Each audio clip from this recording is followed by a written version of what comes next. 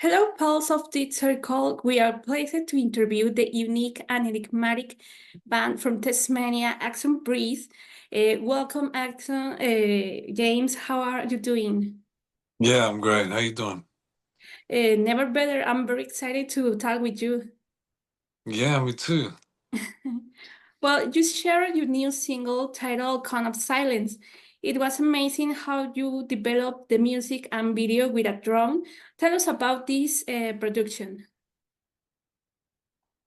Yeah, it's a one-man show. I mean, I'm traveling, so I'm doing all this by myself. So it's a film that I made using a drone, and actually the drone was used even when the shots were still. So it was a one camera thing, which I shot in Belize where I was living, and it's combined with some material that I had generated using AI, which has been I'm at the beginning of working out what I feel about that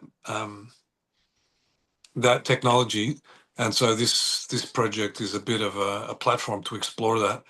And I put those two things, those two worlds together, I guess, by splitting the screen in half and showing the real world clown and uh, cave that I was working in, and this other world, which is this imagined fantasy world of knights. So yeah, the project it came together very quickly. I made it all by myself very quickly, and trying to build a world that somehow added to this feeling of this song. Yeah, and well, Call of Silence is full of symbolism. Was there a specific image or memory that inspired this song? Yeah, I mean, I have my own experience that this came out of, and I hope that the poetry can bring to life other people's experiences. I guess I try to make the language open enough so that it can do both. You know what I mean? But Yeah, it came out of an experience. Really, out of my misophonia. I'm not sure if you know what that is. It's a neurological condition where there's sort of extreme responses to certain noises, and I have a pretty severe case of that where I get a sort of fight or flight response to certain sounds. So the song is sort of about that and what it's like, uh, internally having that experience. And that was a long time ago, and it was. I think the meaning has sort of grown since then, and the way I think about it now is different. I think about it. It's about men and violence and isolation. So maybe it's going to keep developing that theme, whatever the song's about. But it started at a very specific place, and I made it a lot heavier, which now allows it to be about other things. yeah. Well, your lyrics, some lyrics talk about death. Um, was there a moment in your life that triggered the need to write about death and these topics? Yeah, probably being alive. I guess. I mean, I think it's something that I think about. I think about death. I mean, because I love poetry. I think about death because I and putting those ideas in music because I come from death metal. I mean, I started out in death metal, and I think I guess I'm interested in um, a side of death which is sort of connected to the natural world and dark and beautiful, but also maybe more like a sort of. I mean, I'm not a scientist, but I love how science and ecology thinks about death. And in this album, actually, to be honest, I'm sort of I'm thinking about some of these things, sort of post. human way, you know, like I love to think about insects and the ongoing sort of wars between insects and the huge scale of death and killing and life that happens inside those worlds. And I don't have the same appreciation for human um, the human killing and death. I think it's somehow, you know, it's much sadder for me. But it's been really inspiring for me to think about and to imagine myself inside these insect worlds where decay and death is a source of life for other insects. So, you know, yeah, death is always there, isn't it? Right there.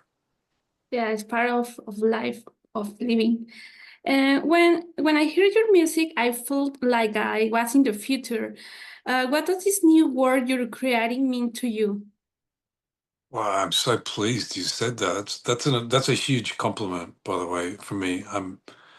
I you know I'm always trying to make something new because I want to hear something new.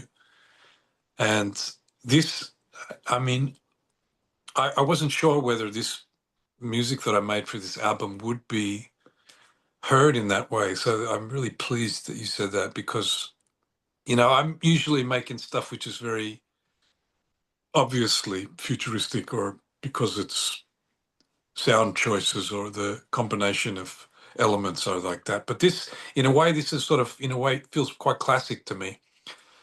But being in the future, I mean, um, I guess what it means is you know, it's evolution, isn't it? And I think the evolution of art and even one's very small artistic genre, like you know, extreme metal, it's part of our evolution.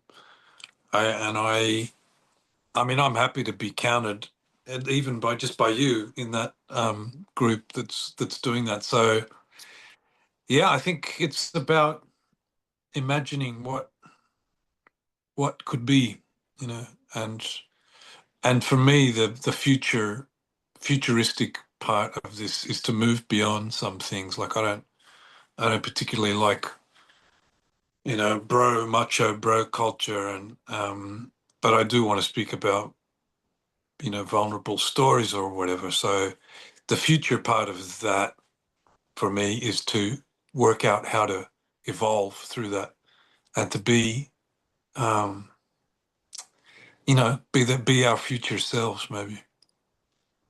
Yeah, and talking about this future, your music is very different and stunning. What has the fans' response been like? Yeah, I think there's a lot of surprise. I think, and I take pride in people who are not usually metalheads enjoying the music. I remember one time I grew up listening to a lot of Carcass. I was really into Carcass, the band Carcass, and I remember I played it to my sister once, and she wasn't a metalhead at all, but she thought it was great. And the switch flicked in my head there. I was like, oh, you know, there's something about extreme music which, you know, it's maybe it is more accessible than I think, or there's something about it which people can get into. So yeah, I mean, we've had at our gigs we have a lot of people there who are not metalheads, and I think who are, you know, surprised by what we're doing on stage, and they're surprised by how much they get into hearing these extreme sounds. Maybe because we don't fit the genre so easily, and people, you know, the genre of extreme metal, people maybe have easier time of just getting into it. So maybe we're, you know, I did a mistype the other day. It was like, you know the term genre bending, and I left out the B and it said genre ending. I didn't mean to, but I'm still thinking about that. You know, what does it mean to move past genre? I mean, I love genre. I mean, I love to be inside the genres I love, but I guess the music we're doing is is maybe making some effort at moving past that stuff, or at least, transcending it for moments. Yeah, and do you think the reaction of fans in Tasmania to Mexican has been different? Yeah. Yeah. I mean, Mexico is a very artistically literate place where there is a sort of, I guess, an appreciation of poetry inside music and the feelings of the music and even maybe the politics of the music that is different from in Tasmania. In Australia, like we are probably more inclined um, to think about and the aesthetics and the sort of the style. And I think in Mexico so far, anyway, I've conversations like this, they're really zoning in on the lyrics and the feelings and the meaning behind it, which is nice because for this album anyway, that's a lot of the effort has gone into making sure that the work is sort of resonating poetically, at least for me. So anyway, the fact that we're talking about it is telling. It says that there's a spirit in Mexico that's maybe going to get something about this music. So yeah, it's good. I'm enjoying talking to Mexicans about it, playing it. Yeah. Well, talking about the reaction of the people, feelings, um, how do you bring the atmosphere of your videos to the live shows? Oh yeah, great question. I mean, no one's ever asked me that. I mean, directly. The live shows are where it's at. I mean, that's what we do. Um, that's our speciality. We do different versions. We're a duo, so the real simple version is me and Sam, and I dress up and I be the mad evil clown that I am, I think. And sometimes we ex, we expand that to be other performers, dancers usually, or other musicians and other musicians. So I think about the performance. It's a stage. I think that I'm missing that sometimes when I go to concerts. People forget it's a stage. I'm from the theater. I worked and trained as an actor and a director, so I'm always going to probably find some way to turn the volume up on that. But yeah, the shows they're fucking crazy. I guess it's an opportunity for us to embody the extremity and the feelings of the music. So I mean, I take every chance to unravel myself, I would say. That's a term I'm not sure you're familiar with, but it's like undoing a knot. So yeah, I mean, we look forward to every show we do because Sam and I are both creatures of the stage. Yeah. Well, we really want to see you on stage. Do you have plans to bring this album to Mexico? Yeah, yeah, that's our main plan, really. After Australia, I'm heading back to Australia in a couple of weeks, but when Sam and I will reunite there after a year apart. So we'll be straight back into rehearsals and preparing for the live shows for the tour of the album. And the dream is to get straight back to Mexico as soon as possible to perform the album and to meet some of the bands that are gonna work alongside this thing. So I mean, I'm really excited for that part. To find out which bands might suit what we do, because um, it gets pretty heavy what we do, but it's also we I think we're excited to find bands that are not exactly like us. So, Mexico, Mexico, Mexico. That is the right at the top of our list. Yeah, I really hope so.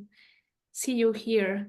And so far, we heard Interbody, Deal, Godet, and now Kind of Silence. How these songs speak to the rest of the album? Yeah, I mean, every song's on this album is really different, and I mean, the songs, the other two songs, I guess you heard them. They're coherent with each other. I mean, they're from the same world, but they're sort of stylistically, they all doing their own thing.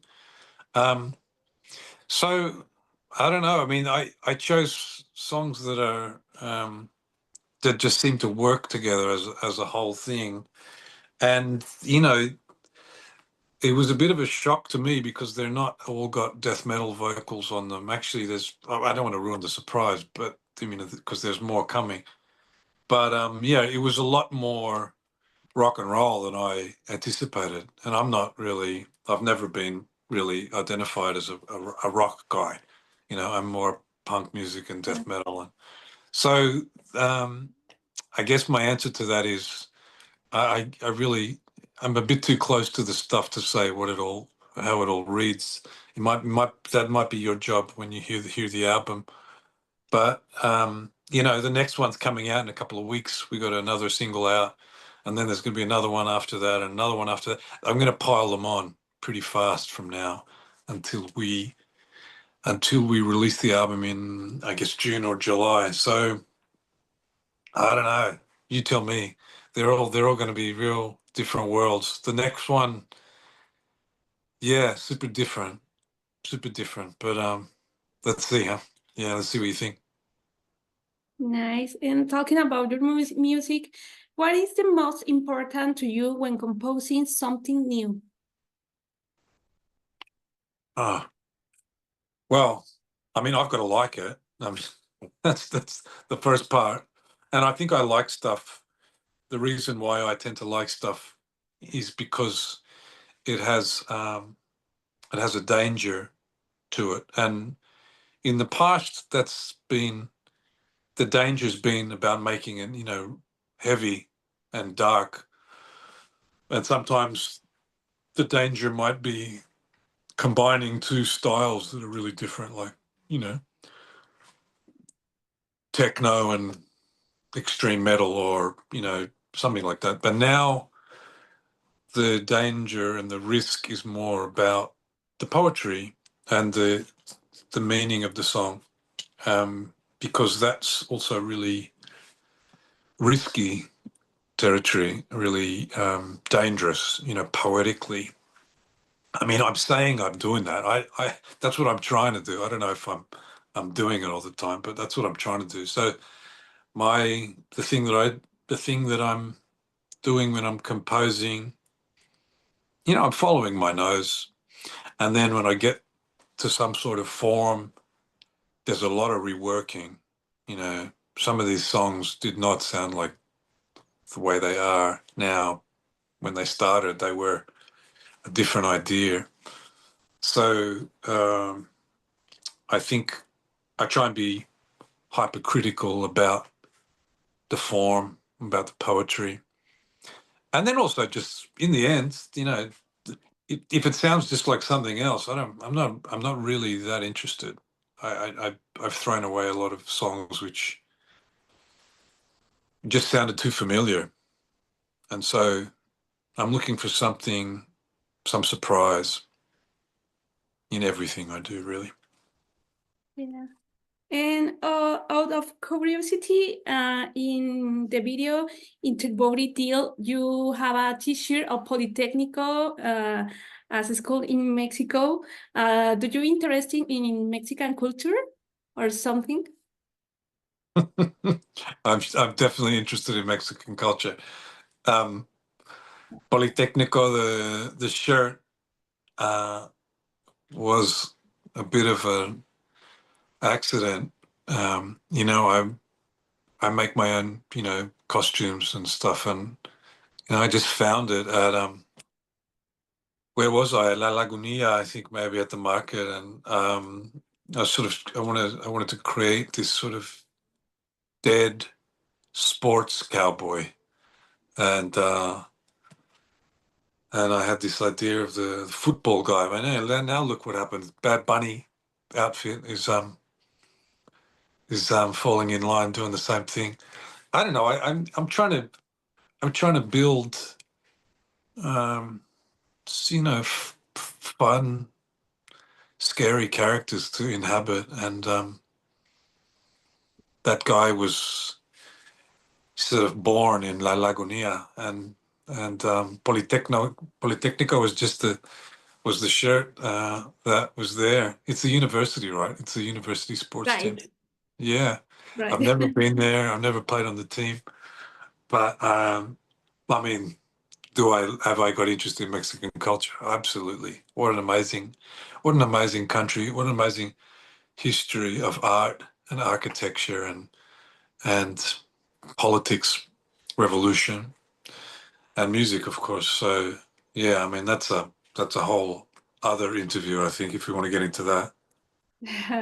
And what brought you to Latin American culture? Panamá, la patria. Yo vivía en Panamá en como hace 20 años atrás. Aprendí español ahí, pero ya falta español. Gracias por hablar inglés en esta entrevista. Pero originalmente yo fui a Panamá cuando yo tenía 18 años y, fue en un programa de intercambio y me quedé un año ahí y regresé varias veces. Y eventualmente estaba en México y me di cuenta que quería pasar más tiempo y aprender más de México. Y no, me encanta la forma de ser de la gente de México. Es la razón que quiero regresar y tocar ahí. Y este año estaba en México como 4 meses o 5 meses, algo ahí. Y no quería salir, pero ya. Pero no sé, tengo una historia de conocer unos lugares en Centroamérica y quiero más. Quiero más tiempo. Y especialmente en México. Entonces, esa es la historia. That's it. I don't know. That's the basic story of why Latin America. But yeah, Panama is a very special place to me. I have like good friends there, and you know, it's where I first heard reggaeton. It's where I first heard salsa, cumbia, and folclórico panameño, and yeah. So yeah, little bits and pieces, but I'm hoping for a lot more because I love to be there. Yeah. Qué chido, hablas súper bien español. Thank you. Yeah, I've forgotten a lot, but I appreciate you doing the interview in English. I mean, once it gets to me talking about something special like God or love, forget about it. I'm done. I mean, it's like it's flick the switch or give me a beer. Yeah. Nice. Well, talking about again of your career, what is the most difficult part of your music career? You know, I mean, I don't have a music career. I mean, I've been an actor and a director all my life. I chose very early, when I was choosing what to study. I wasn't going to do music because I was in love with music and I didn't want to. I've never actually told anyone this. Well, but I I wanted to keep it precious to me, and so I took another pathway in theater, and that was my career. And the music, I just kept doing it, and I kept enjoying it because I wasn't worried about whether it was going well. So I don't have a career in music. I just it's more like a obsession, and that I keep doing.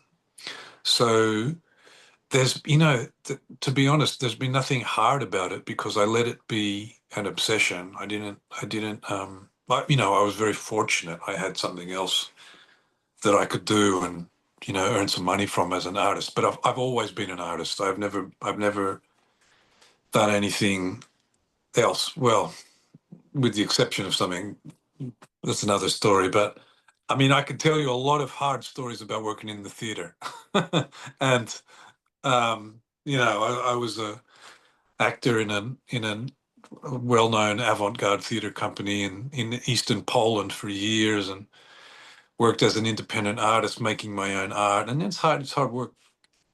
But as a musician, you know, I just made a I think I just made a good decision to let it be my obsession, and that's really served me. So it's weird now. I've got this music I want to push, but I'm apprehensive because I'm like, if I care too much about it, it might change this sort of spell, this magic spell I did on myself. So we'll see. This project might break that spell. I don't know. Let's see. Nice. And looking ahead, how do you imagine Axon breathes to the next chapter of your music? The next chapter of Axon Breeze. Yeah. Oh, keep chasing the dragon, keep chasing the heat and the the danger. And I think that it means that the style will probably keep changing. I don't know. I mean, I have to keep looking for the the stuff and the styles that really turn me on and me and Sam on. I think I'm probably going to involve um, Sam more in the writing of songs, I guess. And we play so well together. We literally, we could walk into a room and don't say a word, and there'll be a song improvised in 5 minutes. So I'm interested in exploring that. What happens if our live show is improvised more? What happens if our live show is more theatrical? Is more has a different sense of time. I don't know if anyone wants to see that, but I do. So um, I think there's room for um, more unusual theatrical moments in music, and I think music audiences are ready for that and can handle it. So, I mean, I know what's next after this album, but I'm not going to tell you because it's part of the surprise of the album is for a bit of a reveal of what's next. Um, so I'll make sure you get the album and you'll find out, I guess. Yeah. And you are very complete artist. You are a musician. You are a actor. You are a lot of things. Yeah, I don't know if I'd be call myself complete, but I mean I appreciate you saying that. I think I just feel hungry. I'm hungry for finding something that's meaningful. So whatever form it comes in, I'm hunting it down. Yeah, that's so interesting.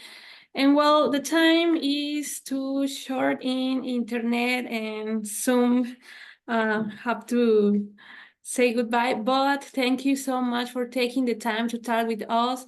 It's been a pleasure learning more your creative work. We hope to see you soon in Mexico to take beers or tequila. I'm going to say yes to that. Well, Yeah, great to meet. Thanks for having me. and we're going to listen to your music because it's very, very unique. Take it away. Well, I have to say goodbye. Goodbye. Hasta entonces. Cuídate. Nos vemos en México, en Guadalajara. Ah, estás en Guadalajara. Well, yeah, I would love to. Send me the invitation. We'd love to play there. Yeah, see you soon. Yeah, take care. Take care too. Ciao. Gracias, Gabriel. Thanks, James. Thanks a lot. Bye bye.